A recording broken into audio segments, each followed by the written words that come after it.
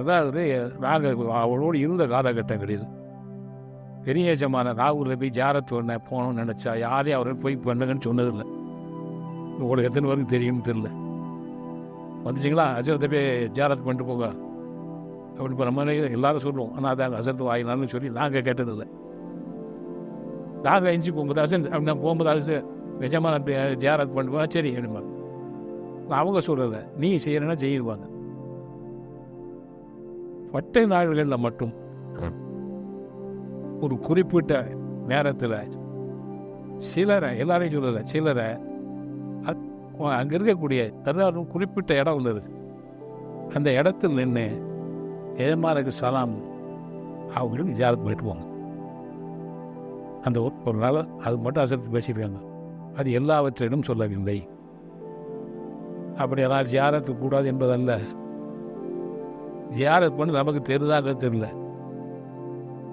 அதாவது ஒரு முறை என்னென்னு கேட்டிங்கன்னா, ஜஃபுல்லா சொன்னார், ஜியாரத்து பேசும்போது கவிக்கு அப்துல் ரஹ்மான் ஒரு நல்ல கவிதை எழுதியிருக்கார் அசரத்தில். அப்படியா சொல்லுங்க அப்படின்னு. இறை ஜியாரத்துக்கு சந்திப்பு, ஞானிகளை சந்திக்கிற இறை சந்திக்க சந்திப்புக்கு போகிற ஜியாரத்தும் அது. சந்திப்பு தான் எப்படி இருக்குன்னு தெரியுமா?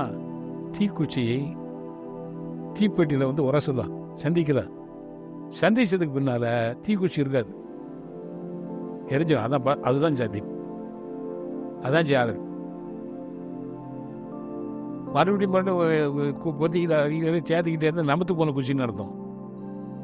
ஒரு முறை சந்திச்சல் அதுதான் ஜியாரத். ஒரு முறை தான் எந்திச்சன் அந்த தன்மை அவங்க வந்து இவங்க நமக்கு ஏறிடணும். சும்மா டக்கு எடுத்துக்கலாம் போய் பார்த்து இங்கே சலான்னு சொல்லிட்டு வருதுன்னா அது ஒரு வேடிக்கை. வாடிக்கை கூடாங்கல்ல, அதுவும் நடந்துட்டு போகுது. பேர் என்ன வாக்கிங் போகும்போது கடையில் அப்படி டீ குடிக்கலையா, அது மாதிரி இப்போ ஜியாரத்து டீ குடிக்க மாதிரி ஆயிடுச்சு அப்படின்னு பேசியிருக்காங்க. ஜியாரத்துக்கு எதிரியல்ல, நான் சொல்ல தப்பாக புரிஞ்சிக்காதீங்க. எதிரியல்ல, நாங்கள் ஜியாரத் பண்ணோம்னு சொல்லுவோம், போய்ட்டு வாங்கம்மாங்க. அவங்க சொன்ன ஜியாரத்தை இங்கே நாங்கள் விளங்கி வதைக்கணும். அவங்க சொன்னதுக்கு பின்னால் ஜியாரத் எங்களுக்கு அப்படி இல்லை, சில தோட்டங்கள் வேணும், அப்போ தான் போவோம். எல்லாம் அது வழியே கிராஸ் பண்ணி போவோம். குறுக்கா அப்படி கொடகு தெங்கு வெளி கொடகு கிராஸ் பண்ணி போகிற மாதிரி போவோம். ஜியாரத்துக்கு நாங்கள் போய் பண்ணுறது இல்லை.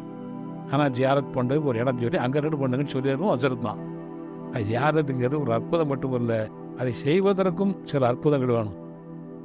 எப்படி செய்யணும், எப்படி பண்ணணும், எப்படி சந்திக்கணும். சும்மா போகும்போதெல்லாம் சல்யூட் அடிச்சுட்டு போகிறதா?